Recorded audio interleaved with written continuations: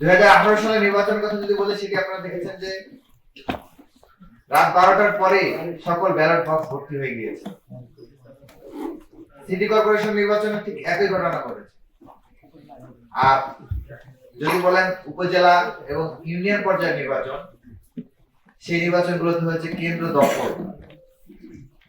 সেখানে যেহেতু সকল দলের পার্টিসিপেট ছিল না এবং ফ্যাসিস্ট দলেরই একাধিক ব্যক্তি ক্যান্ডিডেট ছিল, সে কারণে তারা সেখানে নতুন একটা মডেল ফলো করেছে।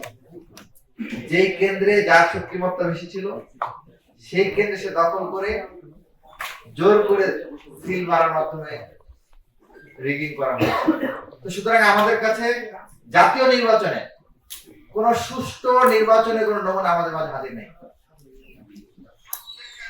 আমাদের মাঝে যেটি হাজির আছে, আমরা যে নির্বাচন থেকে শিক্ষা নিতে পারি, সেটি হচ্ছে 5 আগস্ট পরবর্তী সময়ে আমাদের ক্যাম্পাসগুলোতে যে ছাত্র সংসদ নির্বাচনগুলো অনুষ্ঠিত হয়েছে, সেই নির্বাচনগুলোতে যদি আমরা মডেল হিসেবে নিতে পারি, তাহলে বাংলাদেশে হয়তো একটি ফ্রি, ফেয়ার এবং গ্রহণযোগ্য একটি সুষ্ঠু নির্বাচন উপহার দেওয়া সম্ভব হবে।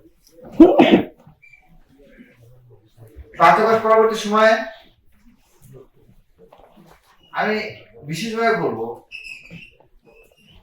জাতীয় যে বর্তমানে নির্বাচন কমিশন রয়েছে, তাদের উচিত ডাকসু নির্বাচনে যারা কমিশনার ছিলেন তাদের কাছ থেকে শিক্ষা নেওয়া। তাদের কাছ থেকে শিক্ষা নিন, তাদের সাথে বসুন পর্যায়ক্রমে।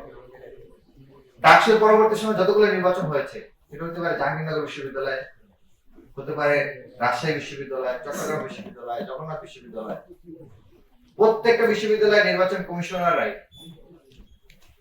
ডাকসুর নির্বাচন কমিশনের সাথে আলাপ করেছেন।